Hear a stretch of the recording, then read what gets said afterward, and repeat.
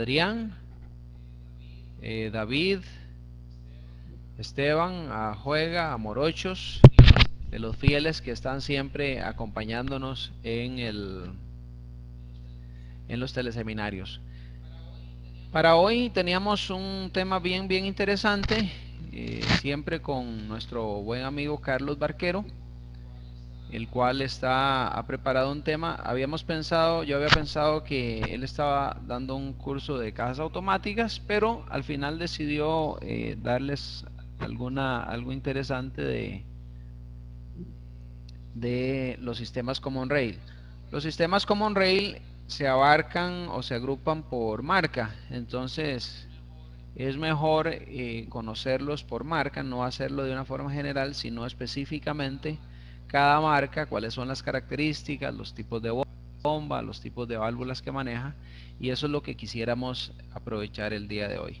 Entonces, sin más preámbulo, gracias de nuevo, un gusto tenerlos a todos, y les paso con Carlos Barquero para iniciar la presentación del teleseminario de hoy. Adelante, Carlos, un gusto tenerte. Muy buenas tardes, Roy, muy buenas tardes a todos. Hoy vamos a estudiar el sistema de inyección diésel Common Rail denso. Los sistemas Common Rail traen sus inicios en el sistema Bosch, pero no solo Bosch los ha hecho.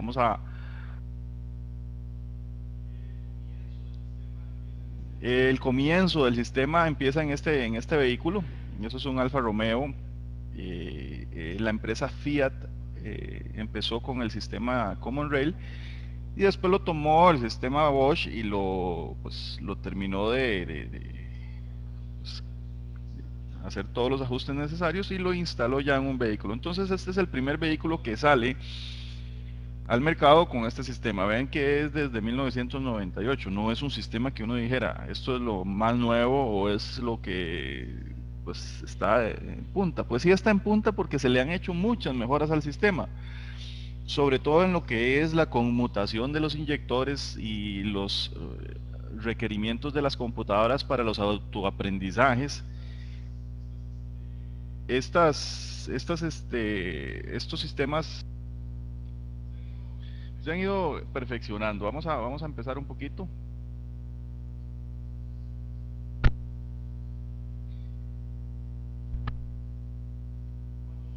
Cuando nosotros teníamos un sistema por levas, nuestras bombas, por ejemplo, tengamos en cuenta alguna bomba lineal que funcionara por el sistema de levas. Estas bombas eran distribuidoras bombas distribuidoras y unificadoras de presión de combustible. Para que estas bombas funcionaran, ocupaban cierto régimen de motor. Quiere decir que conforme iban subiendo las revoluciones, ellas iban aumentando su presión.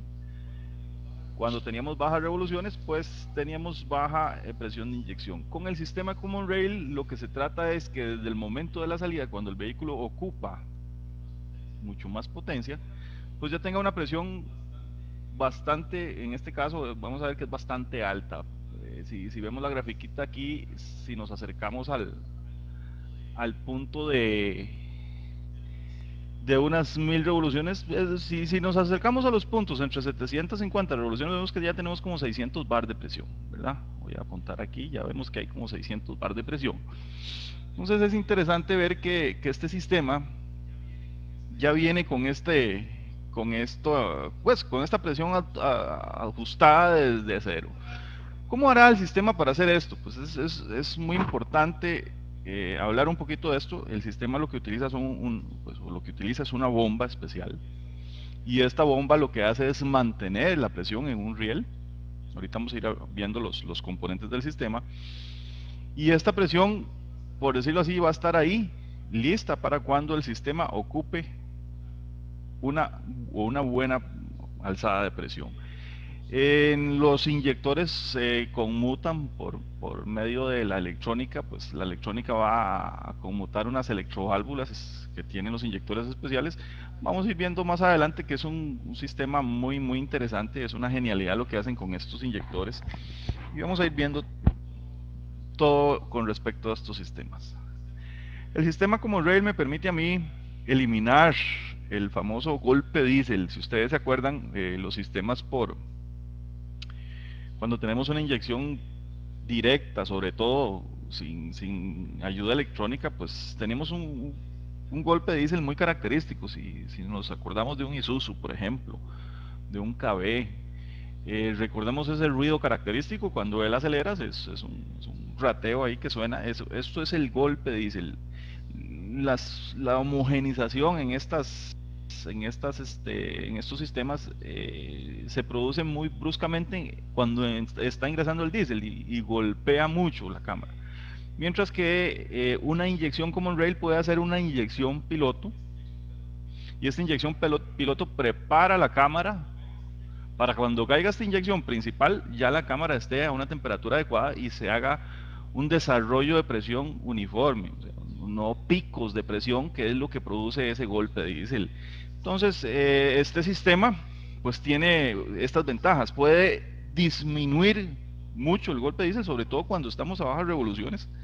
Si ustedes escuchan un motor de estos, todos estos motores son de inyección directa y ustedes los escuchan y son motores silenciosos. ¿Por qué son silenciosos? Porque se desarrolla una preinyección o una inyección piloto y después se desarrolla la inyección principal. Entonces la cámara ya está preparada para recibir la inyección principal y ya no se da este golpe de diésel. El sistema que vamos a analizar hoy es bueno, básicamente hay 4 sistemas en el sistema Common Rail. Está el Bosch, está el Denso, está el Delphi y está el sistema Siemens. Pero hoy vamos a desarrollarnos un poquito con lo que es el sistema Denso, que este sistema es el que hacen los japoneses, ¿verdad? Como todos sabemos, la fábrica de Denso es japonesa. Entonces el sistema Denso es el que va a estar viniendo en muchos de los vehículos japoneses, casi que todos. Siempre en algunos puede que venga Bosch por ahí, se va a encontrar Bosch por ahí, pero casi que todos. Si vemos un Toyota, un Hilux, si vemos vemos este famoso motor 1KD que anda muy distribuido en los vehículos Toyota. También hemos escuchado el motor 2KD que anda también en los Toyota. En Nissan el Y22 que anda también por ahí, difundido entre los vehículos Nissan. Casi que podemos hablar que el vehículo japonés debería de traer este tipo de inyección, ¿verdad? No es una regla, como les digo, no es una regla para todos, pero traen este sistemita. Esto es una gráfica de lo que les estaba hablando. Pues el sistema de inyección Common Rail, vamos a verlo. Vamos a ver sus componentes en sí. Vamos a tener una bomba de alta presión. Esta bomba de alta presión es una bomba que, si lo vemos así, por bomba, ella lo que hace es aspirar el diésel y elevarlo a alta presión. Aspira diésel y lo eleva a alta presión. Estas bombitas no tienen aquella cuestión de que había que atiempar. En algunos casos no es necesario atemparlas. En algunos casos trae alguna marca especial para tal vez enfocar el momento en que los componentes están haciendo la inyección, o los elementos de bombeo están haciendo la inyección de presión al riel, y las descargas de los inyectores. Entonces tal vez sea por eso que pueda traer en algún momento algún tipo de calado, pero después de ahí no tiene absolutamente nada de calado. Se puede montar en cualquier posición, porque ella lo que hace es girar, succionar diésel y enviar diésel a alta presión a el siguiente componente que vamos a ver. En este caso se trata de el riel de alta presión. Este riel de alta presión es el que va a recibir, este es el acumulador, este es el que va a recibir todo el combustible que viene de la bomba y llega a este componente. Aquí es donde se van a pues, mantener presiones muy elevadas. Este componente está fabricado para que resista todo esto, va a tener su presión muy elevada. En el mismo riel vamos a encontrar varios componentes que más adelante vamos a ir hablando, por ejemplo, como este sensor que vamos a ponerlo por aquí. Es un sensor especial. Este sensorcito que vemos por aquí es el sensor de presión del riel. El sistema necesita conocer la presión del riel porque si no limita la bomba, o en el caso contrario la pondría a enviar todo el combustible. Más adelante vamos a ir hablando de todos estos componentes, cómo es que por decirlo así, se pilotea esta bomba, cómo es que la computadora hace que esta bomba haga que suba la presión o que la presión se mantenga, o en cierto momento hasta que baje la presión. Vamos a tener también un inyector especial. Vemos que del riel sale una tubería. Esa tubería llega hacia el inyector. Ese inyector es un inyector especial. ¿Qué tiene de especial este inyector? Pues que va a permitir, vemos que es de inyección directa, va a permitir ingresar el diésel a la cámara, pero a su vez este tipo de inyector funciona por el módulo de control. El módulo de control activa este inyector con un pulso. Vamos a ver más adelante que su mecanismo es muy similar al de un inyector mecánico, un inyector diésel convencional, nada más que tiene cierta estrategia. Después de ahí vamos a ver que el sistema tiene un módulo de control. Ya estamos hablando de que esto es diésel totalmente electrónico. Tiene un módulo de control que es el que va a gestionar toda la función, el desarrollo de la presión, el desarrollo de las inyecciones. Entonces vamos a irnos metiendo un poco más en esto. Vamos a pasar de filmina. Como todo sistema de inyección necesita un sistema de baja presión. El sistema de baja presión en el sistema Denso no usa una bomba interna en un tanque de combustible, un diésel, para traer el diésel. En este caso nos vamos a encontrar una bomba cebadora, que es la que va a recoger el diésel, como en los sistemas viejos. Va a aspirar el diésel del tanque de combustible, lo pasa por el filtro, y lo que va a mantener esta bomba cebadora es una bomba de transferencia interna, es una bomba de trasiego, como lo decíamos antes, interna, que esta sí va a mandar su presión a la bomba de alta presión. Es muy importante que todos estos componentes estén en muy buen estado. Hablemos de los filtros de diésel, los cortes en los inyectores pues son demasiado ajustados, y cualquier partícula ahí de sedimento, cualquier gota de agua o cualquier suciedad va a dañarnos el sistema. Entonces nosotros sabemos también que estos sistemas, o los que han tenido cierta relación con estos sistemas o han reparado, se dan cuenta que este sistema es extremadamente caro.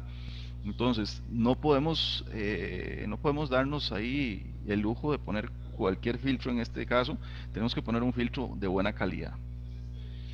Entonces este sistema de baja presión se compone de esta bombita cebadora que va a traer el diésel desde el tanque a través de las tuberías, lo pasa por el elemento de filtrado, y esto va a entrar a la bomba de alta presión.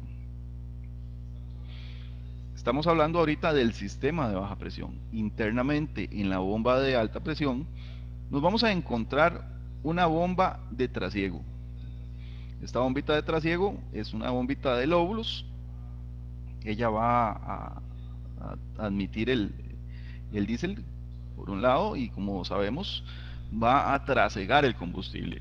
Muchas veces sucede en estos sistemas que el vehículo no me arranca inmediatamente, la gente se queja de que no arranca rápido, y si ustedes hacen un diagnóstico así rapidito, van a la bomba de trasiego, a esta bomba cebadora, perdón, se van a la bombita cebadora y bombean la bomba cebadora, y bombean la cebadora, le dan arranque al motor, y ustedes van a ver que el motor arranca inmediatamente. Entonces tenemos un problema, una de dos, o se está llenando de aire, y esas tuberías, hay una entradita de aire entre esta bomba que trasiega el combustible y las tuberías, o esta bombita tiene defectos, está mala ya. Entonces sería una... Siempre que hablemos de estos sistemas, si en el sistema de baja presión tenemos defectos, el sistema nunca va a funcionar bien. O sea, tenemos que tener totalmente chequeado el sistema de baja presión.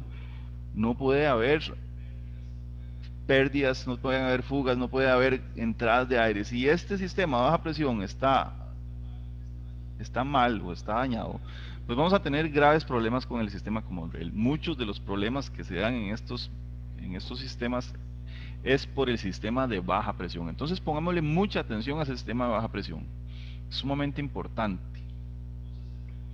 Entonces recordemos, tenemos una bomba cebadora que está en la base del filtro. Esta bombita ustedes saben cómo es que la mueven ahí y ella empieza a succionar el diésel, lo trae desde el tanque, lo pasa por el elemento de filtrado, y el elemento de filtrado va el diésel a la bomba de baja presión o la bomba de trasiego. Esta bombita viene internamente en la bomba de alta presión. Ahorita todavía no hay repuestos para esto, y cuando esto se daña, generalmente lo que hay que hacer es cambiar la bomba completa. Entonces imagínense, por esta bombita cambian una bomba completa de alta presión. Muchos casos he visto que ponen una bomba eléctrica, y la bomba eléctrica ahora manda el diésel, el combustible, a esta bomba y funciona bastante bien. El problema sería ahí cuánto nos va a durar esta bombita eléctrica, o si no escogemos una bomba correcta. Entonces vamos a empezar por la bomba de alta presión. Las primeras generaciones del sistema denso trae esta famosa bomba, la HP2. Eso se lo van a encontrar en los Hilux más viejos, y se lo van a encontrar por ejemplo, en los X-Trail. Esto es una bombita que pues era muy buena, es una bomba de muy buena calidad, tiene componentes pues muy robustos, y es una bomba que funciona muy bien. Como podemos ver, estas bombitas, en este caso, en esta bomba, lo único que vamos a encontrar son dos electroválvulas y un sensor de temperatura del refrigerante, del combustible. Ahorita vamos a hablar de eso. Entonces, una bomba de estas, del sistema Common Rail, de este tipo, vamos a encontrar, si es una HP2, lo único que vamos a encontrar para pilotar esa bomba va a ser dos válvulas o dos electroválvulas y un sensor de temperatura del combustible. Es lo único. Con solo eso, ya el módulo de control hace lo que tiene que hacer con esta bombita. Vamos a cambiar la filmina. Tenemos entonces dos válvulas. Estas válvulas se llaman válvulas de control de succión, o SCV. SCV es las siglas que ustedes pueden encontrar en los textos. Eso lo que nos indica es una válvula que está en la entrada de la bomba. Entonces, esta válvula, además de llamarse válvula de control de succión, se puede llamar válvula de control de volumen de combustible que entra a la bomba. Estas válvulas funcionan en el sistema de baja presión. El sistema de baja presión lleva el diésel hasta este componente, y este componente es el que va a limitar la entrada hacia los elementos de bombeo. Y si nos preguntamos por qué tiene dos válvulas de succión, vamos a ir viendo que es que esta bomba utiliza dos elementos de bombeo. Es una bomba bastante robusta. También vemos que tiene un sensor de temperatura del refrigerante muy importante. En el sistema Common Rail, el diésel debe tener una temperatura adecuada. Por ejemplo, si tenemos el vehículo muy frío, la bomba puede tener una estrategia de empezar a elevar la presión para calentar el diésel, o puede tener alguna estrategia en un filtro de diésel, por ejemplo, con un calentador para el diésel.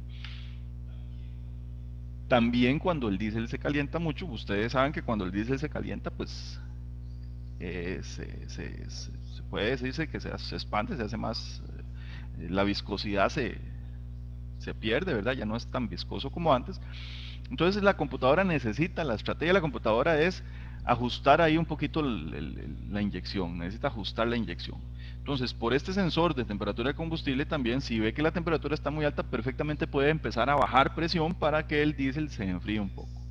Entonces es estrategias muy importantes y es muy importante también tener conocimiento de que si estos sensores están enviando una señal pues, errónea, posiblemente nos complique un poco con humos y con fallos de motor.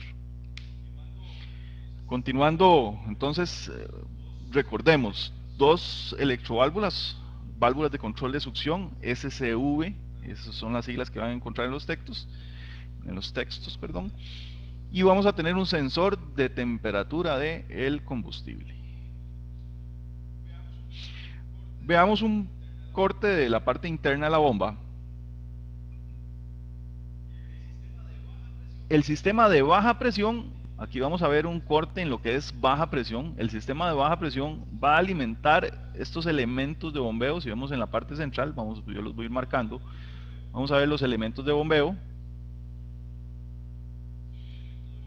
Esto es un elemento de bombeo. Y esto va a ser la válvula de control de succión.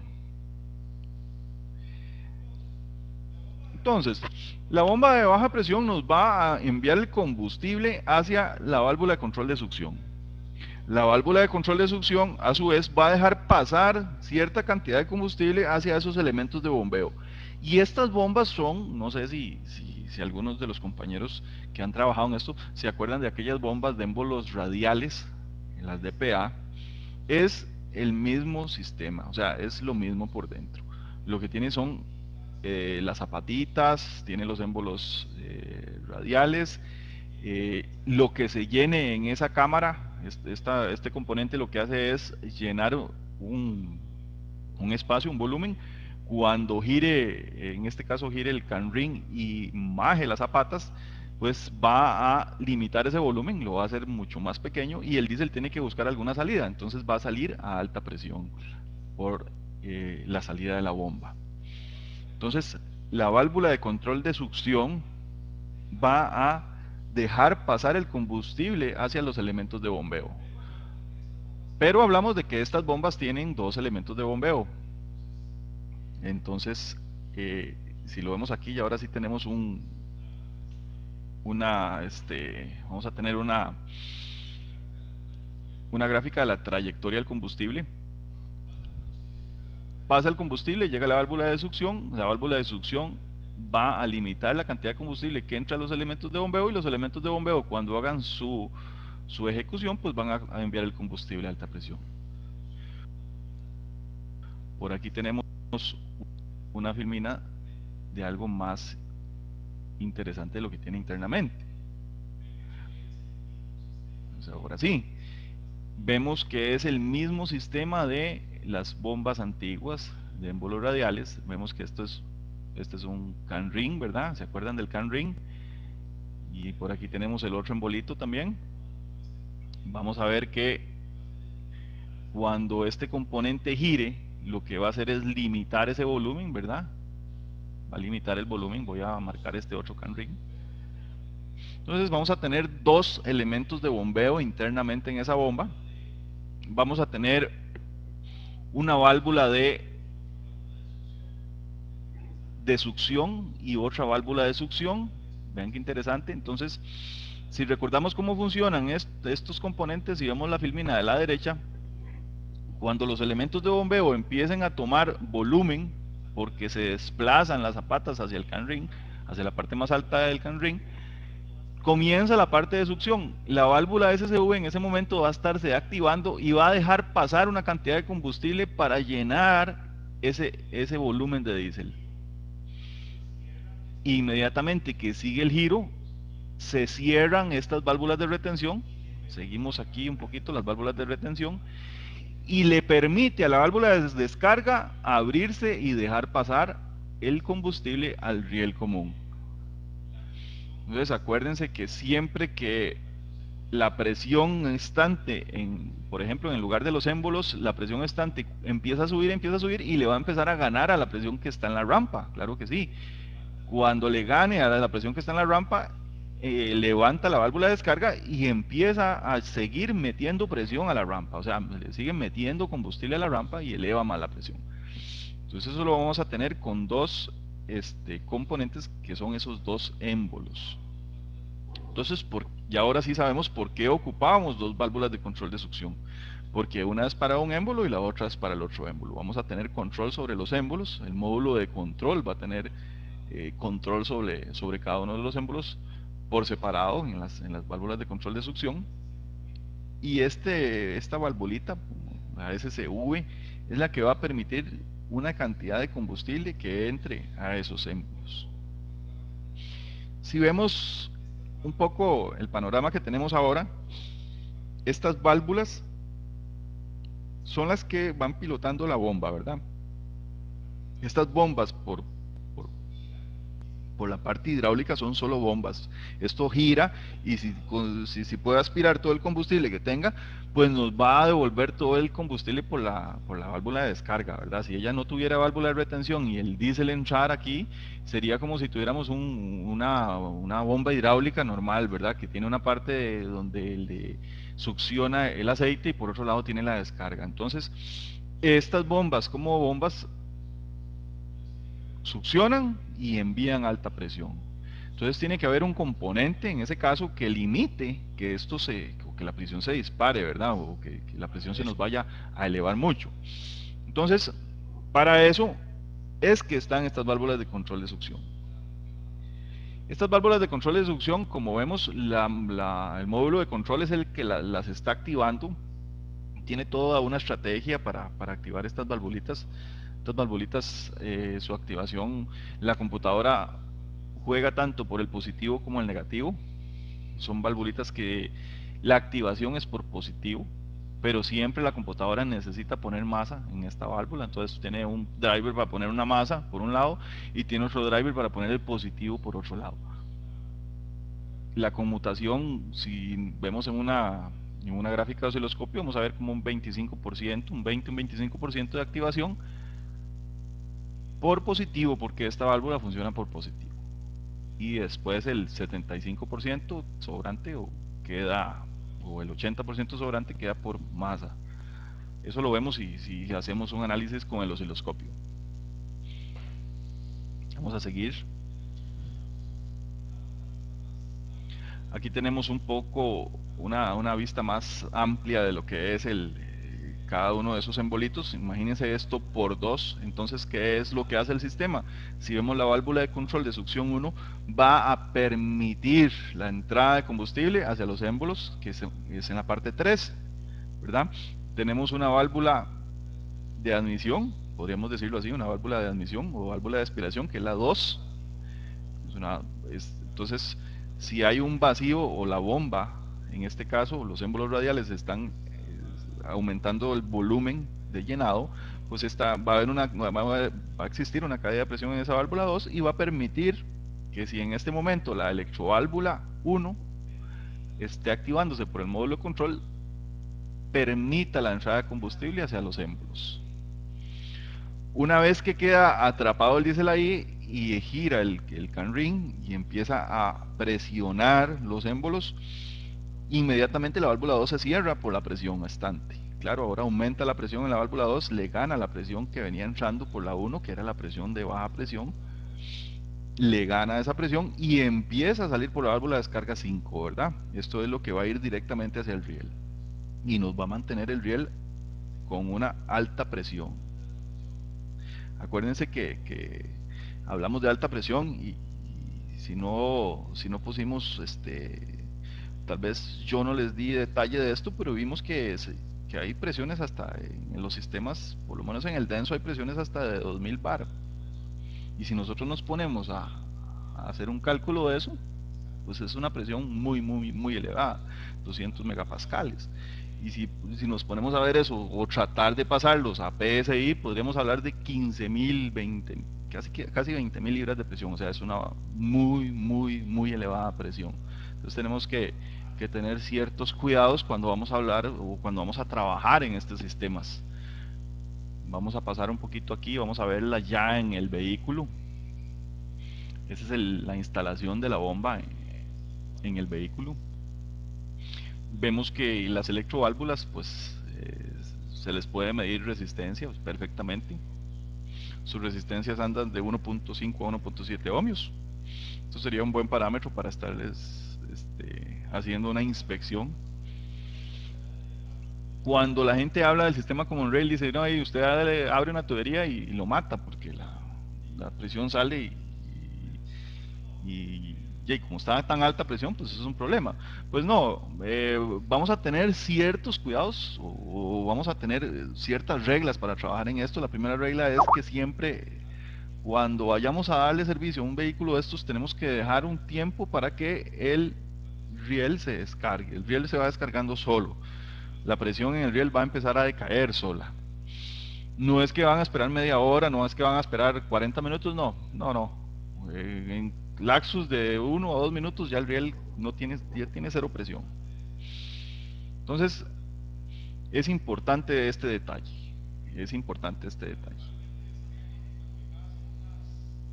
Lamentablemente estas bombas están ubicadas en en partes muy incómodas del vehículo. Muchas veces es mejor a veces sacar el motor y poder trabajar sobre estas bombas, o a veces tenemos que levantar el vehículo en un elevador de postes y trabajar casi que por debajo del vehículo para tratar de sacar estas bombitas. Son bastante complicadas, cuesta llegarles. Vamos a seguir. En este tipo de bombas, como les decía, la gestión por parte del módulo de control va a ser a través de esas dos electroválvulas. O sea, esos van a ser los componentes claves de esto. Esas dos electroválvulas que tiene esa bomba. Dependiendo de la necesidad de aceleración y de elevación de presión, entonces la computadora va o a activar o a quitarle activación a estas electroválvulas. Si necesitamos una salida rápida, inmediatamente va a activar, va a darle más activación a estas electroválvulas y esas van a permitir más la entrada de combustible al sistema y con mucho más razón la presión se nos va a elevar. Vamos a seguir aquí con la siguiente generación de bombas. Una vez que den su prueba de esta bomba, que es muy buena, les cuento que esta primera bomba que vimos es muy buena, es de muy buena calidad. Pero si ven, son componentes pues muy caros. En algún momento si se nos llegan a dañar, son componentes extremadamente caros. Reparar una bomba de esas pues es todo lo que conlleva a elementos radiales, los componentes, todo pues. Entonces se fue simplificando un poco más, además de que todo va cambiando. Denso hace la HP3 y ya esta bomba es la que se queda en casi todos los vehículos. Esa es la bomba que está más difundida ahora. Es una bomba pues muy buena, es bastante buena. Tiene sus deficiencias, problemitas también mucho con esta válvula con esta bomba de trasiego del combustible. Esta es la que da más problemas de trasiego de combustible. Ustedes a veces podrán ver por ejemplo un Hilux, y este Hilux no arranca rápido, bombean la base de datos de virus ha sido actualizada. Entonces ahí tiene un problemita con esta válvula. Esta bombita, exactamente al igual que la otra, lo que tiene en componentes son componentes muy básicos. Si nosotros vemos esto, no es mucho el grado de complicación. En el caso del diésel convencional sí es más complicado. Recuerden que todo tenía sus ajustes. Aquellas bombas habían que montarlas en un banco para ver cuánto estaban entregando y dándole los ajustes. Estas bombas son mucho más sencillas. Recordemos también que tras de eso se trató de darle un tiempo más de vida a estas bombas convencionales y se le empezó a dar asistencia electrónica. Entonces, por un lado las limitaciones con los ajustes y por otro lado la electrónica pues complicaba mucho el asunto. Pues ahora estas bombas son mucho más sencillas. Ahí vamos a ver, vean qué interesante.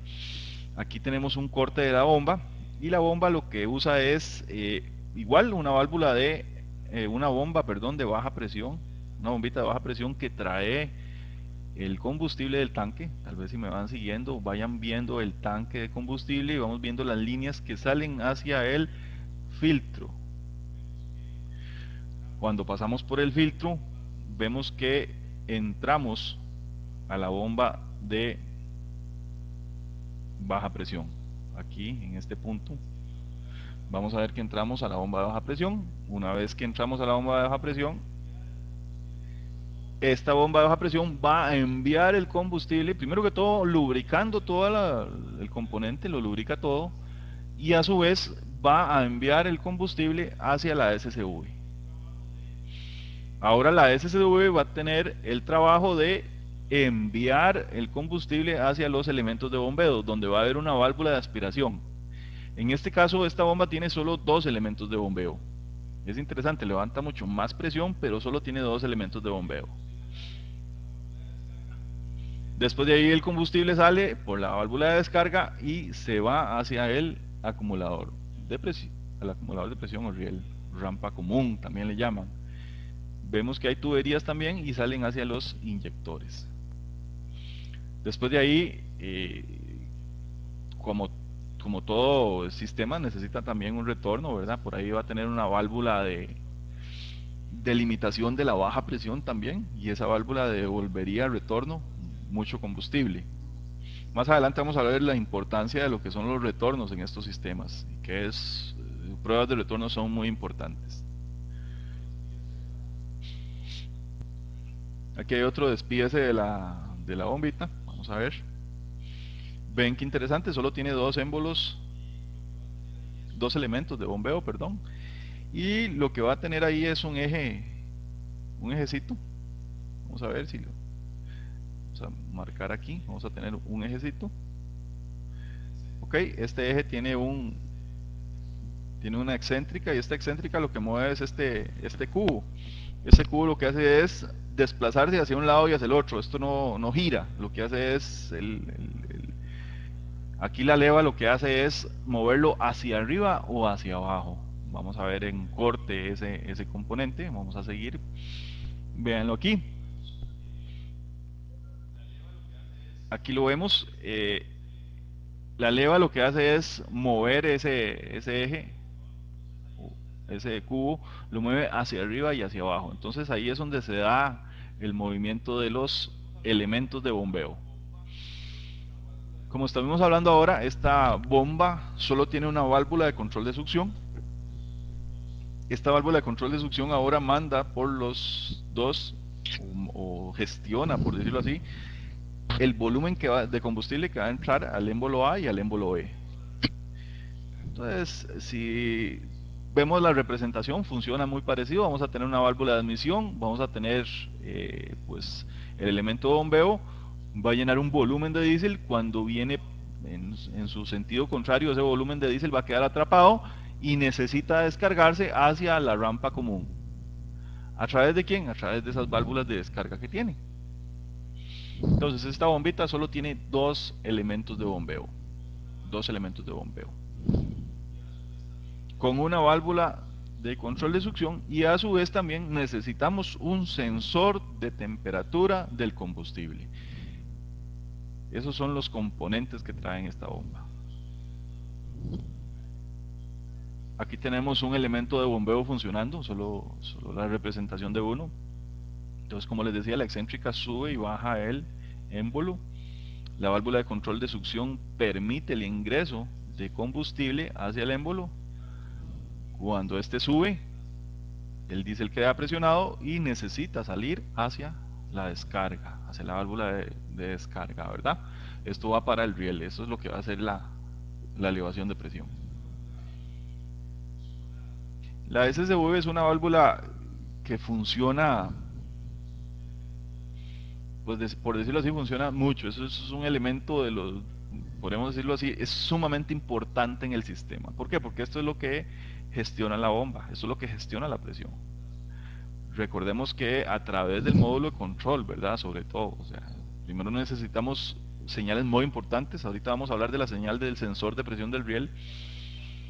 Que si el módulo de control sabe cuál es la presión en el riel, va a saber cuánto activa esta válvula. Si se le cae la presión del riel, tiene que activar esta válvula para que entre más combustible. Si la presión en el riel sube mucho, pues le quita a esta válvula de activación para que se cierre y deje entrar menos combustible.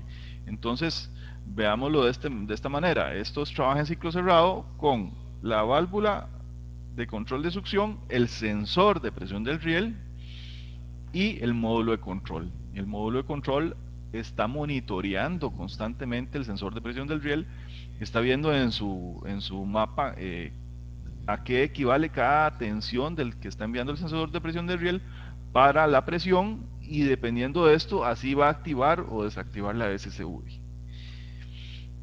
Las presiones en el sistema Common Rail, la gestión por parte del módulo control siempre es muy importante. Por ejemplo, siempre hay una presión objetivo, que se llama, que es que el módulo de control reconoce cuál es la presión que necesita el motor para, por ejemplo, una salida con carga. Entonces, si hacemos una salida de ella, el módulo de control pues sabe que tiene que subir, por ejemplo, la presión a 600 bar.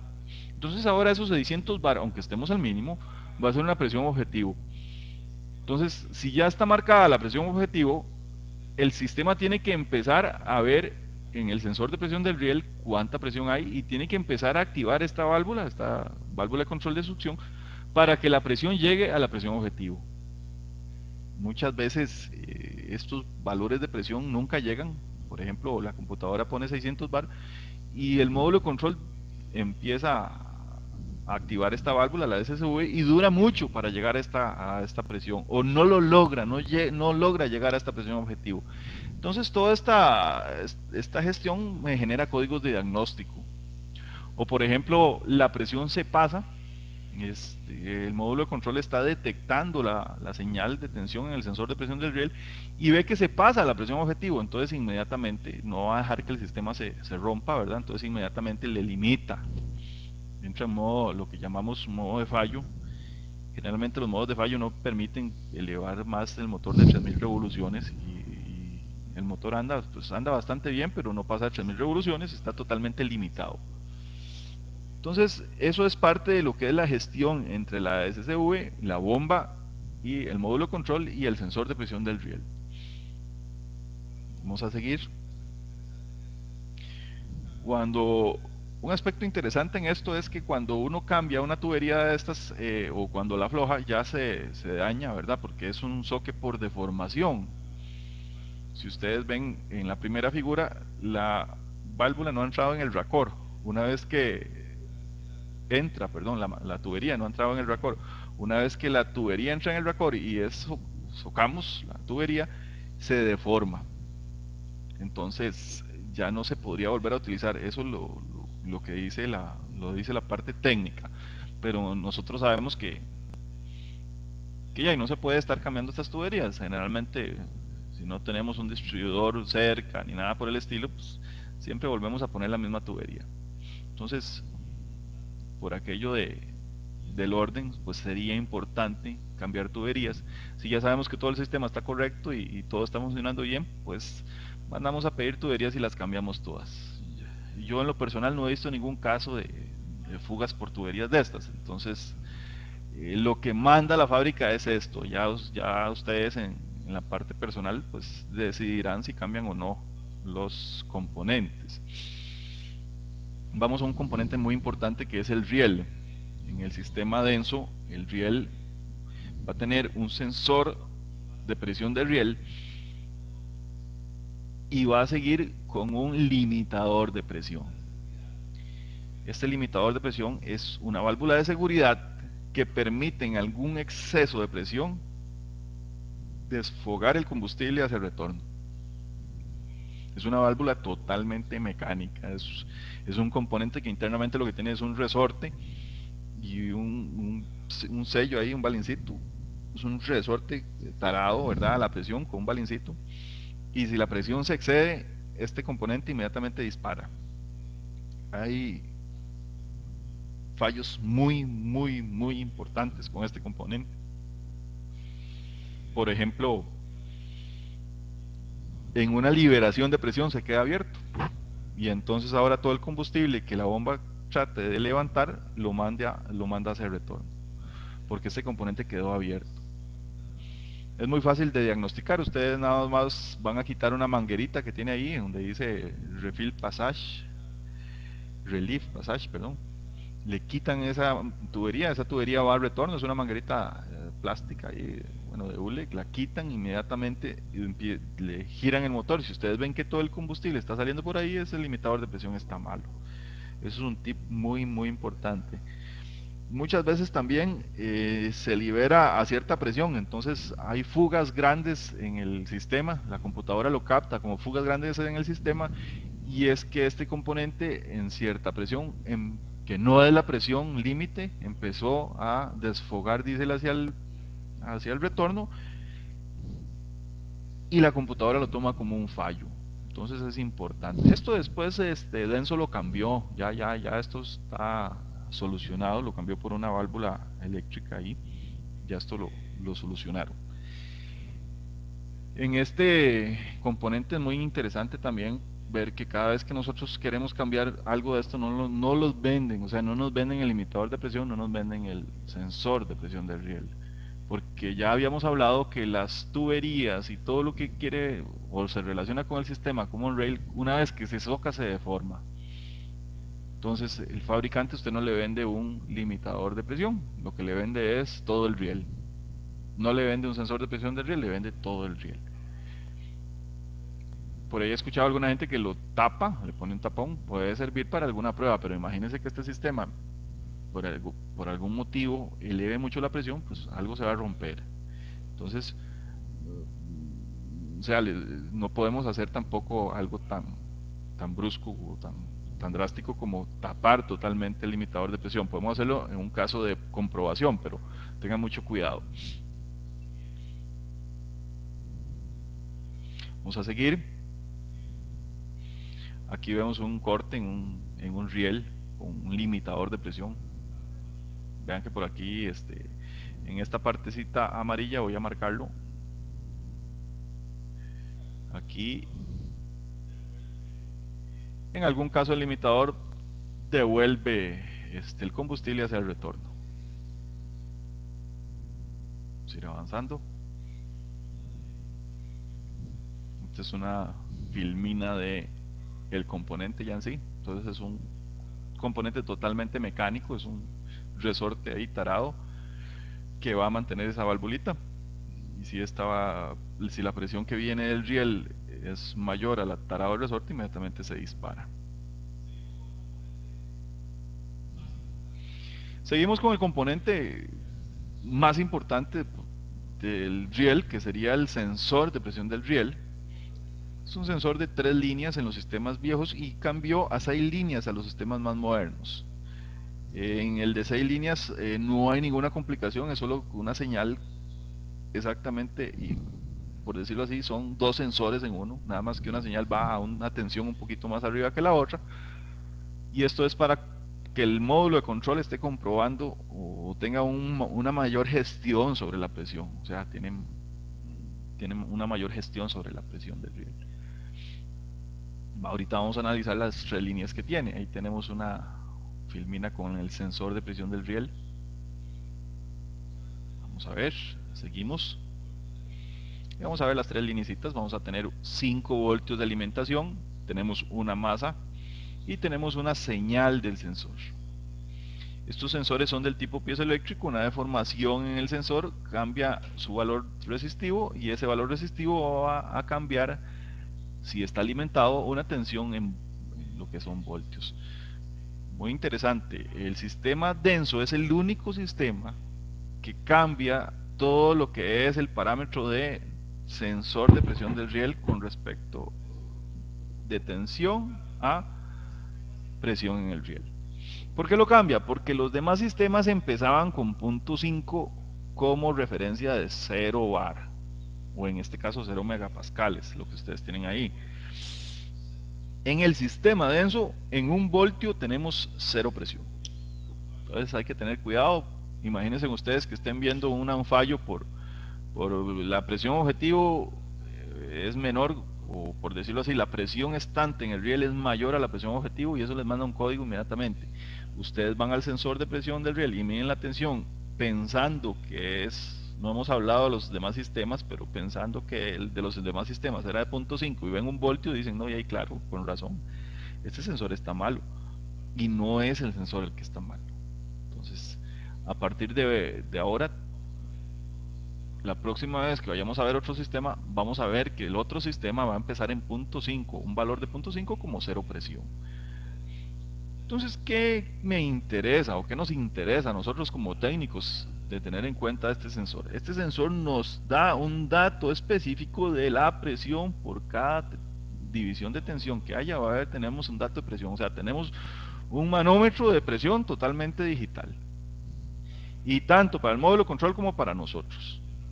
Claro, imagínense, ustedes ponen un voltímetro, no tenemos mucha herramienta en el taller, no tenemos un escáner, ponemos un voltímetro en la señal de presión del riel, empezamos a girar el motor, y si nunca sube de 1 voltio, sabemos que hay cero presión y ese vehículo nunca va a arrancar. ¿Para qué le vamos a seguir dando? Entonces ahí es donde tenemos que tener ahora referencia de la presión. Tanto el módulo control va a tener referencia de la presión como nosotros. ¿Por qué? Porque nosotros vamos a ver cómo esto va subiendo.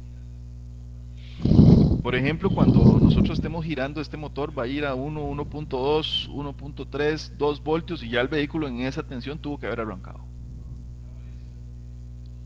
Si vemos una variación de 2 voltios casi y el vehículo no ha arrancado, pues ahí tenemos otro problema.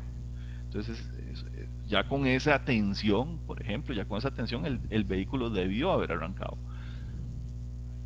Si no llegamos a esa tensión es porque hay un problema de presión, pero si esa tensión llega y el vehículo no arranca, ahí tenemos que ir a buscar otro problema. Entonces este componente nos va a dar un valor de tensión con respecto a la presión. Y vean que sube solo de 1 voltio a 4.2 voltios.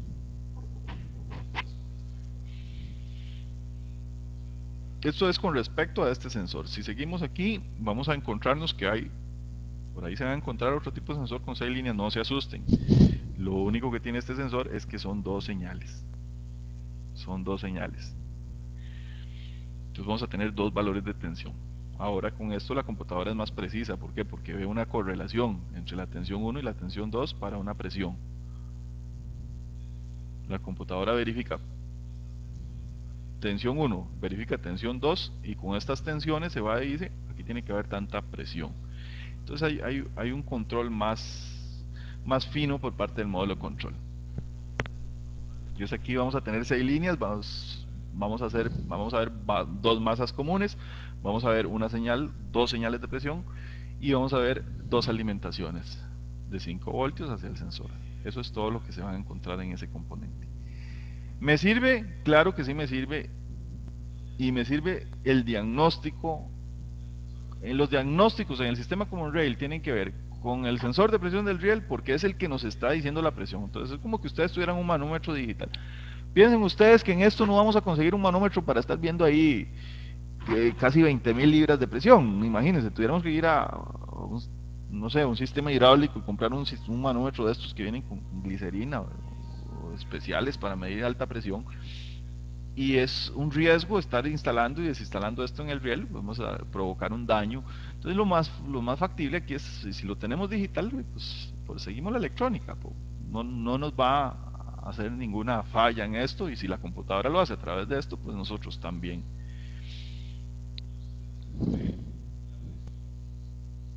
En los sistemas Common Rail, la presión, hablando un poquito de esto, la presión es muy alta, pero el caudal es muy poco. Entonces, vean qué interesante, si nosotros tenemos una fuga de diésel por algún lado, el vehículo no nos arranca. No arranca y no arranca y no arranca.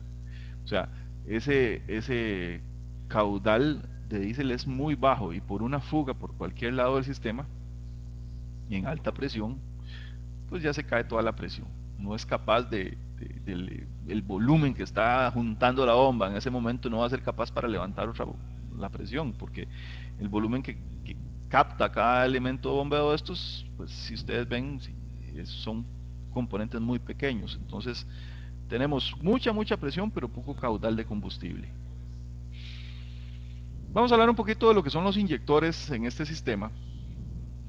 Estos inyectores son de tipo bobinados. Cuando hablamos de bobinado es pues es una bobina, pero tenemos un problema, estas bobinas no miden casi, no llegan a un ohmio. Y si ustedes le meten 12 voltios a una bobina que no tenga un ohmio, hacemos un cortocircuito. Entonces es totalmente prohibido agarrar un inyector de estos y hacerle una prueba para ver si, como los gasolinas, ¿se acuerdan que el gasolina muchas veces la gente los ponía a pulsar con un pulsador o los metían en alguna bandejita y los activaban? Pues aquí es totalmente prohibido. La estrategia del módulo de control para activar estas electroválvulas es otra totalmente diferente. La computadora necesita ver la corriente en este caso. Ella ve la corriente que está pasando y a partir de esto está activando estos componentes. Ella no va a dejar que la corriente se pase, y si uno lo agarra a esto y le mete la corriente directa, nosotros no le vamos a limitar al componente la corriente, y el componente va a tomar toda esa corriente y se va a fundir, se va a quemar. Entonces no podemos alimentarlos con 12 voltios, totalmente prohibido. Estos inyectores, como dijimos, son del tipo bobinados. La computadora tiene un componente adicional en este sistema, ahorita lo vamos a ver, que es un componente que eleva la tensión de 12 voltios a aproximadamente 80-100 voltios. Oigan lo que les voy a contar. Este componente, que es aparte del módulo de control, muchas veces se lo van a encontrar por la pared de fuego. Es un componente, se le llama, se le puede decir que es el driver de los inyectores. Ahorita lo vamos a ver. Este componente toma 12 voltios y convierte 80 voltios. Y esos 80 voltios son los que van a activar estos inyectores. Entonces vamos a tener una activación de alta tensión en los inyectores, 80 voltios. Pero eso es para excitar, una excitación muy rápida de esa bobina. Es una excitación muy rápida de esa bobina. Una vez que está excitado, después llega a una etapa de mantenimiento, donde ahora sí funciona con la tensión de la fuente, y después ya sería la etapa de disipación. Entonces, aquí lo que necesitamos es darle un golpe a esa bobina, es un golpe de tensión. Un golpe de tensión, y esta bobina va a abrir un paso que ya vamos a estudiar. Esto no levanta un solenoide, esto no levanta un solenoide, perdón, el solenoide no levanta la aguja del inyector, es casi que imposible. Y ya vamos a ver por qué. Nosotros, para levantar una bobina de estas con el tarado que tiene ese resorte, ocuparíamos una bobina de esas que, no sé, inmensa, no se podría, no se puede. Entonces vamos a ver cómo es que funcionan estos inyectorcitos.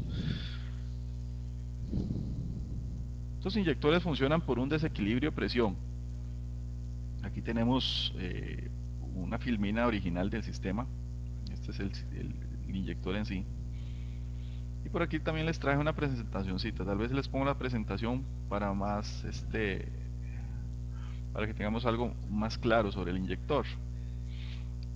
Si vemos aquí el inyector en la parte baja del inyector, vamos a ver si lo... Si vemos en la parte baja del inyector, es un inyector que funciona como un inyector normal. Vean qué interesante. La parte anaranjada es la entrada de alta presión. Vamos a ver aquí la entrada de alta presión, ¿verdad? Pero si ustedes se fijan, la alta presión está tanto en la parte inferior del inyector como en la parte superior del inyector. Voy a levantar para que vean aquí. A esto se le llama cámara de control.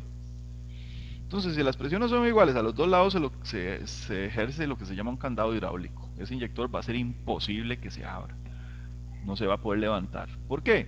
Porque hay un equilibrio de presiones a los dos lados. Entonces vean la genialidad de lo que es la inyección, en lo que es la inyección electrónica. Vean la genialidad de la activación de los inyectores.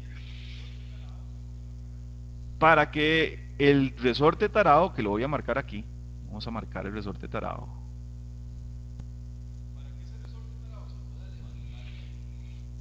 Para que ese resorte tarado se pueda levantar de ahí, la única forma para hacerlo y que la presión estante en la parte inferior le gane a ese resorte tarado es desequilibrando la cámara de control. Entonces vamos a tener una electroválvula. Esta es la electroválvula de ese inyector, es un solenoide ahí, que cuando la computadora le mande tensión a esto, va a levantar ese balincito verde que se ve ahí en la parte superior de la cámara de control. Vamos a marcarlo, este balincito verde que se ve por aquí.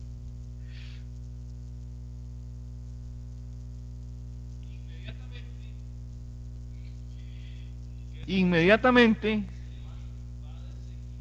que ese balincito verde se levante, va a desequilibrar esa cámara, o sea, se le cae la presión a ese lado de la cámara. Por ahí vamos a tener también unos orificios totalmente calibrados en la entrada de la cámara de control que no van a permitir que el diésel que entrante se vaya para ese lado. Sí se va a ir un poquito, pero no va a ser suficiente. O sea, desequilibramos totalmente la parte superior. Al desequilibrarse la parte superior o la cámara de control, inmediatamente la presión estante en el inyector, en la parte inferior, ahora sí le gana al resorte tarado. Entonces ahí es donde se produce la inyección. Ahí es donde se produce la inyección.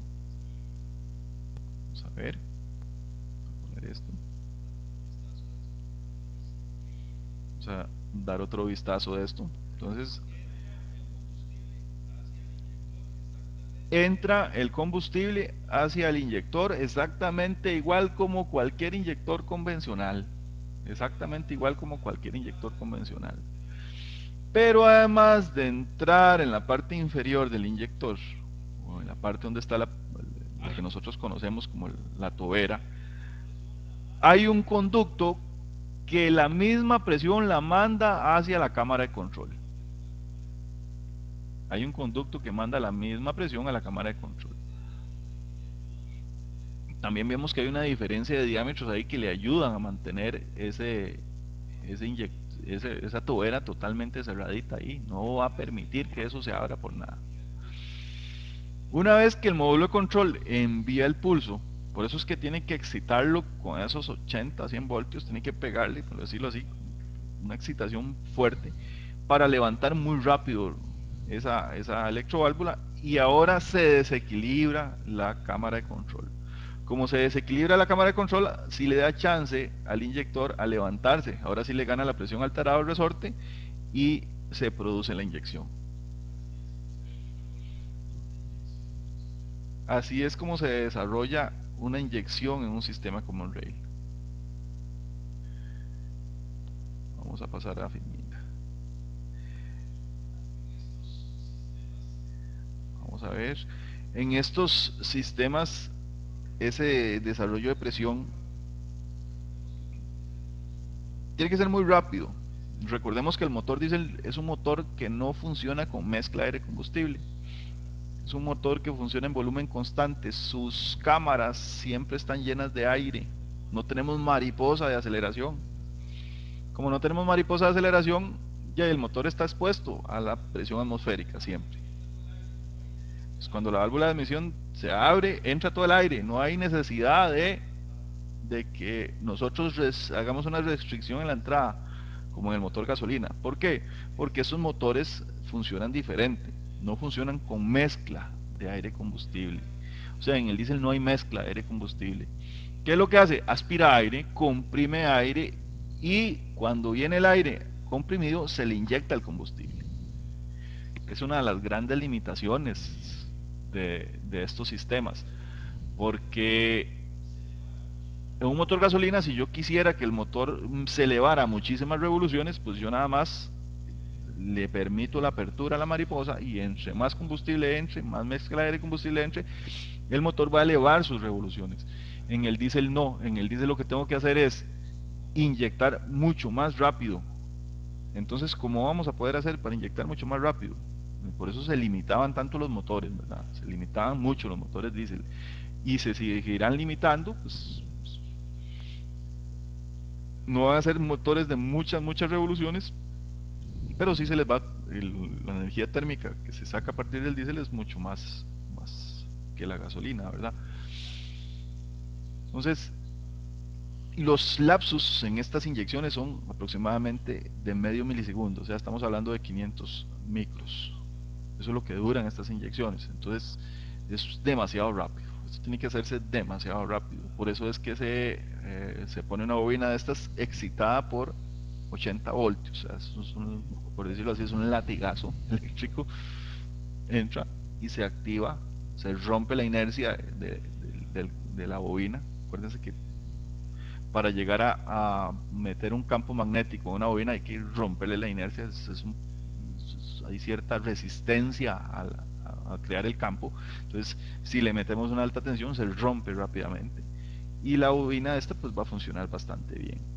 Estos inyectores en una preinyección pueden durar 400 micros y una inyección principal otros 500 micros aproximadamente. Cuando ya el vehículo va a muchas revoluciones o el motor va a muchas revoluciones, no se puede hacer o no hay tiempo de hacer una inyección piloto, entonces se une la inyección y se hace una inyección de aproximadamente 500 micros o medio milisegundo, que es lo que duran aproximadamente. Bueno, siguiendo con el tema, los inyectores del primer sistema que vimos de la bomba HP2 utilizaban una resistencia a corrección. Entonces, cuando salen de una fábrica, los inyectores se miden en un banco y se compensan con una resistencia a corrección. Esto la computadora lo toma como un dato. Vamos a ver, vamos a pasar a la siguiente filmina, un poquito más rápido. La computadora tiene una serie de valores de resistencia, son 25 valores de corrección. En la primera bomba que vimos tiene 25 valores de corrección. Estos valores de corrección están fijados en el módulo de control. Ahí están preestablecidos. Entonces el módulo de control sabe cuánto va a corregir el pulso de inyección para compensar la fabricación del inyector. Vamos a seguir viendo aquí. Aquí están los valores resistivos. Estos inyectores se pueden intercambiar, no hay ningún problema, no hay que programarlos. Ahorita hablamos de la programación de los inyectores. No hay que programarlos, ¿por qué? Porque ya el inyector viene con esa resistencia. Si lo vimos en la filmina anterior, ya viene con la resistencia. Es un inyector que trae 4 terminales. 2 terminales van a ser para la activación y los otros 2 terminales van a ser para la resistencia de corrección que tiene. ¿Qué queremos decir con esto? Que cuando el inyector se fabrica, sabemos que hay un rango ahí de fallo, ¿verdad?, entre un inyector y otro. Entonces, para que no haya un mínimo inestable de humos o fallos de motor, el inyector que por ejemplo le haga falta un poquito más de combustible, se le pone una resistencia, pero esa resistencia es solo para que el módulo control vea ese valor de resistencia y aplique en el pulso de inyección, por ejemplo, un poquito más para este. Entonces ahí se compensa la fabricación del inyector. Estos son, como les digo, son 25 valores, ya están fijados en el módulo de control y estos inyectores sí se pueden intercambiar, no hay ningún problema, porque esa resistencia viene en el inyector. Y si vimos en la filmina anterior, el módulo de control lo que hace es, mediante un valor de tensión a través de la resistencia, verificar en su memoria interna cuál es el valor de esa resistencia en el ajuste que tiene que hacer. Es así de sencillo, es muy sencillo esta corrección. Estos inyectores no aplican para los sistemas ya con la HP3, ya no aplican, o sea, ya no funcionan. No podemos intercambiarlo, no podemos ponerlo. ¿Por qué? Porque ya este inyector no, el sistema funciona totalmente diferente. Como teníamos solo 25 valores de resistencias, ahora se hace un famoso, con la venida de los famosos códigos QR, que los inventó, por cierto, el sistema Denso. El código QR es una invención del sistema Denso que ahora aplica para todos. Ustedes, hasta un libro, un video en YouTube lo bajan con solo pasar un lector de QR y él los lleva directamente al lugar donde está ese video. Pues estos códigos QR vienen en estos inyectores y representan una base de 30 caracteres. Estos 30 caracteres le dicen al módulo de control un dato específico de ese inyector. ¿De qué? De su fabricación. Cuando este inyector se fabrica, se somete a pruebas. ¿Cuáles son esas pruebas? Se mete en un banco de medición, un banco de diésel no se usa diésel, se usa un líquido especial que no varía su viscosidad, y se le hacen pruebas, se le empiezan a hacer pruebas al mínimo, al ralenti, se le hacen pruebas a más alta presión, se le hacen pruebas a 3000 revoluciones, a 2000 revoluciones, con tanta presión, y se va creando un algoritmo que me va diciendo cuál es la corrección en cada punto de necesidad para el inyector. Pero ese algoritmo está ya en la computadora. Cuando ustedes le presentan este inyector a la computadora y ella ve ese código, 30 caracteres, la computadora dice: para este inyector tengo este mapita, en este mapita yo tengo que hacer esta corrección para mínimo. Para 2000 revoluciones con tanta presión tengo que hacer esta corrección. Para esto, tengo que hacer esta corrección. Y estos motores pues funcionan muy bien.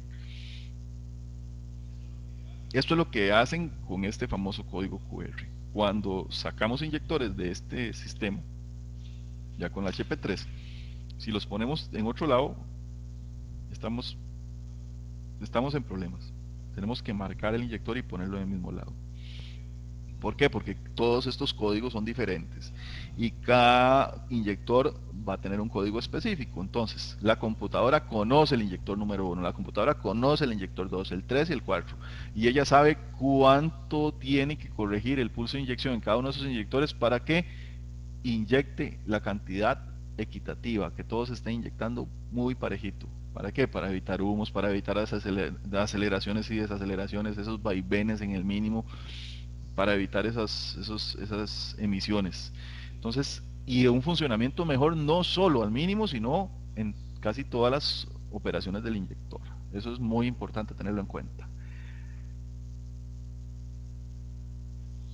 Estos inyectorcitos, si vemos, antes eran solo 5 a la 2, que eran 25 combinaciones de resistencia. Ahora tenemos 256 a la 12, que son un infinito de combinaciones para los inyectores. Entonces, cada vez que el fabricante haga un inyector de estos, los somete a una comprobación. Y en esa comprobación les va a decir las características específicas de ese inyector. O sea, estas inyecciones son totalmente personalizadas, diría uno. En un término interesante sería algo personalizado. Esto se programa con el escáner. Si ustedes se van al escáner, dice compensación de inyectores en una línea que tiene. Cuando entran a motor, en una línea dice compensación de inyectores, y es muy saludable ver, porque podemos ver los que hay programados. Entonces vemos los que hay programados, tomamos una foto y nos vamos a los inyectores y verificamos que los inyectores estén programados con ese código, ¿verdad? Que estén programados con ese código. Otro caso interesante es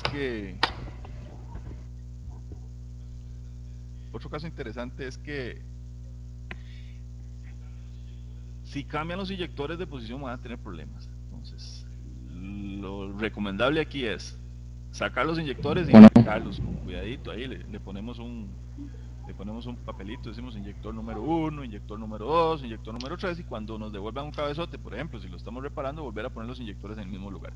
Si no, pues con el escáner los reprogramamos. Y si nos venden inyectores nuevos, tenemos que reprogramarlos. Hay que hacerlo, no hay kit, tenemos que ponerlos. Tenemos que reprogramar esos inyectores. En esto no hay kit. ¿Por qué? Porque vea lo que acabamos de decir. Hay infinitas combinaciones para que la computadora reconozca cada inyector y para que la computadora ajuste, haga la corrección de la compensación de ese inyector. Entonces, imagínense que tiene un inyector más bien pasado de combustible, que cuando se puso en ese banco, y verán que el otro día que estoy hablando con un técnico, dice que con solo torquear un inyector de estos, y se pasa un poquito de torque, con un poquitito de torque, con solo aflojarlo, por ejemplo, el inyector, ya se perdió toda esta corrección en el inyector. Con solo haberlo aflojado ya pierde esa corrección, y volverlo a socar. Pues hablemos de lo que es la parte mecánica, ¿verdad? Lo que es la parte donde va la tobera, la aflojan y la vuelven a socar. Si lo montan en el banco ya da otras especificaciones. Ya cuando lo llevan a 2000 revoluciones, por ejemplo, a 600 bar, pues ya ya el inyector puede inyectar otra cantidad de combustible. Entonces, esta compensación es sumamente importante. Por ejemplo, les decía, si tenemos un inyector que está pasado de combustible, que a la hora de salir del banco se pasa combustible, más bien ese código QR que tiene, o ese identificador, cuando ustedes lo metan en el módulo de control lo que va a hacer es quitarle al pulso de inyección, porque se reconoce que ese inyector se pasó. Pero si no lo hacemos y ponemos un inyector pasado y tras de eso el que estaba en ese lugar estaba también pasado, entonces imagínense ustedes, la computadora va a aumentarle a ese inyector tras de que está pasado, le aumenta el pulso de inyección y entonces ahora sí tenemos problemas de humos. Entonces es sumamente importante. Ahí se los dejo con la espinita para que tengan cuidadito con eso. Ahí son siempre hablando un poquito de esto, donde se van haciendo las correcciones con respecto al caudal y con respecto al pulso que se le da a los inyectores y a la presión. Vamos a seguir aquí. Este es el famoso módulo EDU del sistema denso. En el sistema denso, los inyectores son activados por este componente. Si vemos aquí a la derecha de ustedes va a haber un común, por eso les decía que en todos estos componentes uno no puede como ir a buscar a la computadora la señal, es muy fácil. ¿Por qué? Porque vean qué interesante, este tiene una línea común para los inyectores para ponerles el positivo. Si lo ven ahí, vemos la parte superior, dice común 1. Ese común 1 está poniendo todos los positivos. Ahora vamos a tener otra línea para activar las masas. Vamos a tener otra línea para lo que es activación de masas.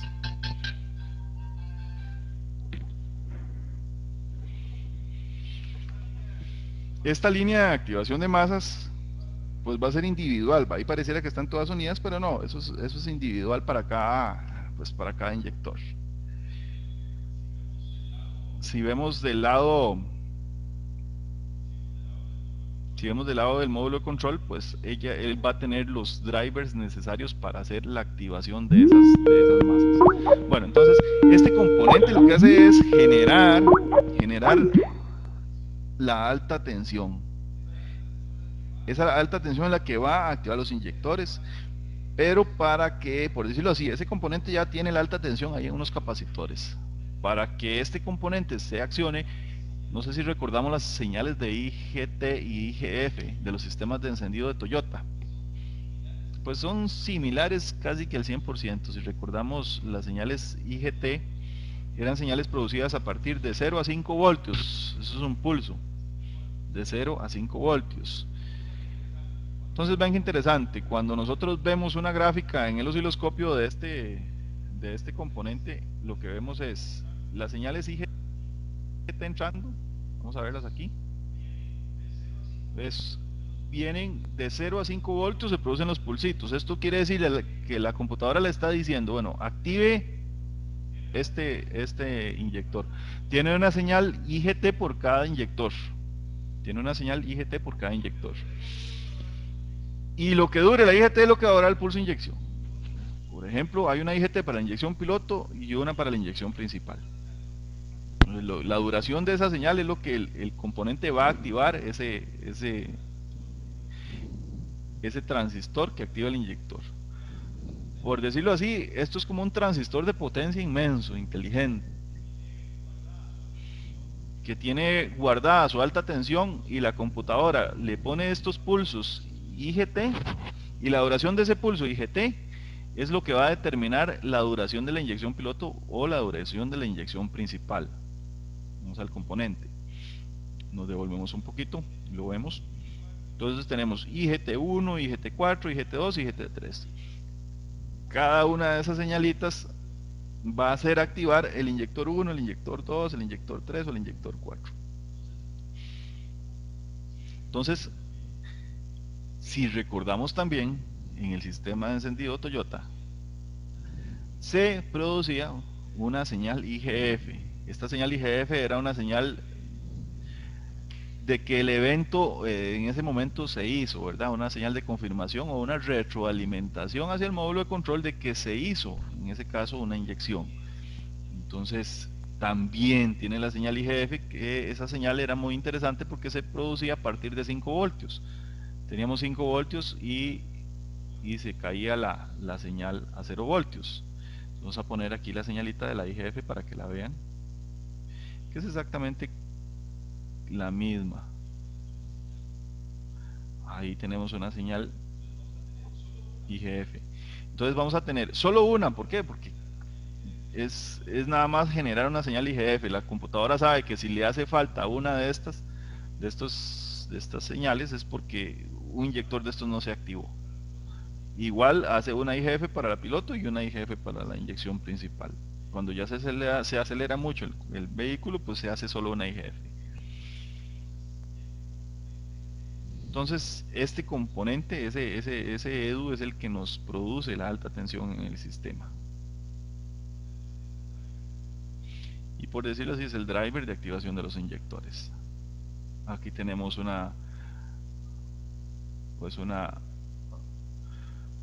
gráfica más interesante de este componente. Está el módulo de control, está la EDU, están las IGFs, están las IGTs y está la IGF de retroalimentación. Los sensores de posición de pedal son muy importantes en lo que es un sistema como el rail. Ya la aceleración es totalmente electrónica, no tenemos ningún componente mecánico que mueva algún componente en la bomba, por decirlo así. Ahí no hay nada de esto. Entonces, lo que es la gestión del pedal de acelerador es sumamente importante. A partir del pedal de acelerador es donde nosotros vamos a definir la aceleración, y si este componente está dañado, pues el sistema entra inmediatamente en el sistema de emergencia, no nos va a permitir la aceleración del vehículo. Entonces hay que tener en cuenta mucho estas señales, sumamente importantes.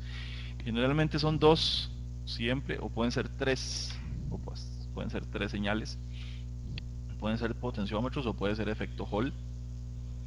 Lo que hace una computadora en este caso es tener una correlación entre una tensión y la otra. Ella conoce toda la pista de la TPS1 y toda la pista de la TPS2 y sabe todo el barrido que va haciendo. Entonces, si ustedes tienen un 20% de aceleración, ella sabe que el TPS1 tiene que dar tanta tensión y el TPS2 da tanta tensión. Eso lo compara en una tabla que tiene, y si no le gusta, porque no hay correlación, inmediatamente empiezan los códigos de correlación de los sensores: correlación del sensor 1, correlación del sensor 2, o correlación APP en el sensor 1 y sensor 2. Vamos a seguir aquí.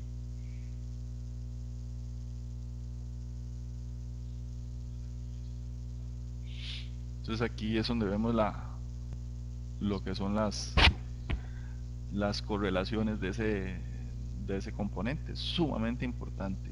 Es sumamente importante que tengan cuidado con lo que es el sensor de pedal.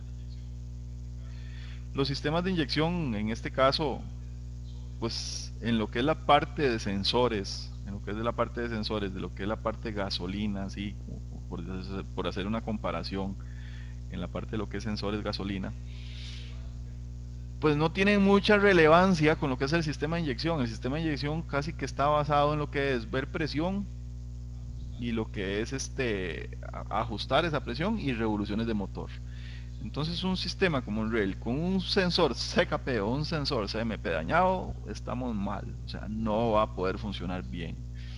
Estas dos señales son totalmente necesarias para el módulo de control. O sea, un sensor CKP y un sensor CMP para el sistema como un rail es sumamente necesario. No podemos omitir el diagnóstico de estos componentes. Pero si no hay problema con algunos otros sensorcitos. Por ejemplo, he visto sistemas que ni siquiera traen MAF, no traen nada para medir la cantidad de aire que está entrando, y uno diría: fue puña, pero en el diésel, ¿qué es lo que pasa? Y sí, pues que el diésel, ya les estaba diciendo, funciona con sus cámaras totalmente llenas de aire. nos vamos a encontrar por ahí sensores como el sensor de presión del turbo, eso es sumamente importante, el turbosensor. Una química perfecta sería un motor como rail con un turbo de geometría variable, eso sería una química perfecta. Eso sería pues un motor muy ideal porque todas las curvas de torque y de potencia las vamos a tener bien altas, o sea, vamos a tener un motor muy eficiente y con un motor de muy baja cilindrada, por ejemplo un 2500, vamos a tener curvas de potencia y torque muy altas. Entonces por ahí nos podemos encontrar sensores de presión de turbo. Muy importante el sensor de temperatura del combustible. Este sensor, como les había dicho cuando estábamos empezando en la charla, pues nos da un valor a partir de la temperatura del diésel, de cómo está esa viscosidad en el diésel. Entonces la computadora gestionará ahí alguna corrección para este componente con respecto a la señal que me está enviando. Vamos ya casi que vamos finalizando.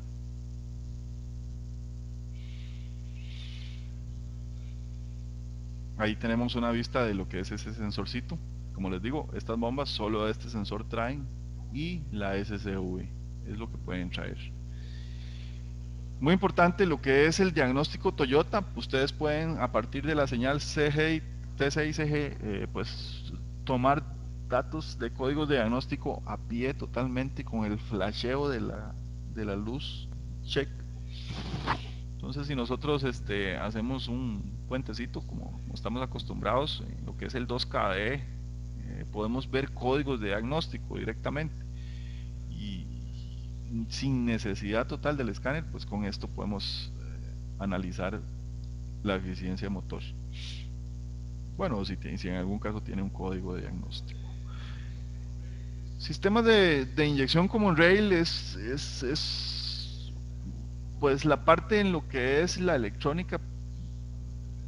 Hay que reconocer lo que es valores de PWM, hay que reconocer el uso del osciloscopio, cómo poner un osciloscopio para medir en este caso altas tensiones. Podemos quemar un aparato de estos si no tenemos cuidado con los atenuadores. Siempre es importante, muchas recomendaciones les doy de usar atenuadores en lo que es mediciones de tensión. Y el sistema, pues, a pesar de ser un poquito, bueno, va mucho más allá, ¿verdad? Podemos hablar mucho de esto. Cuando ya uno se empieza a relacionar con el sistema, pues le va muy bien. Hay pruebas de retorno que se hacen a los inyectores y nosotros vimos, el inyector lo que hace es desfogar el diésel por un lado, ¿verdad? En esta camarita de control se da un desequilibrio de presión, pero ¿qué pasa si esta valvulita que cierra esa cámara de control para mantenerla presurizado, qué pasa si esa valvulita se daña? Entonces hay que irse haciendo esas preguntas. Imagínense que ustedes que posiblemente todo el combustible se esté yendo por ahí y se esté, como les decía, aquí hay mucha presión pero no hay caudal, toda la bomba se descompensa porque manda todo el diésel y todo el diésel se va por ahí, nunca levanta presión y no arranca. Entonces por ahí puede hacer uno alguna prueba, puede eliminar hasta un inyector con algún componente en el riel, un balín y una tuerca de estas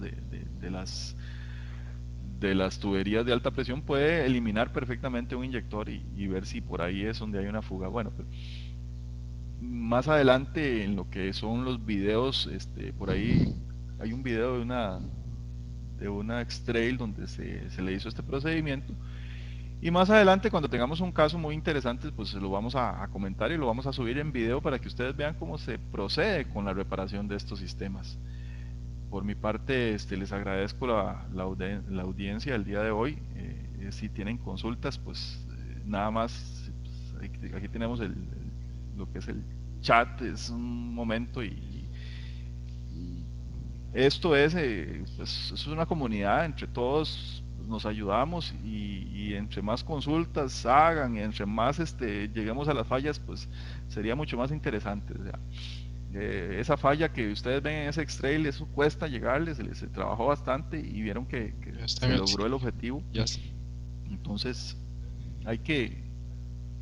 creo que hay que empezar a compartir todas estas experiencias. Entonces, le cedo el micrófono a don Roy Martínez y les doy muchas gracias por haberme puesto atención en esta charla de hoy.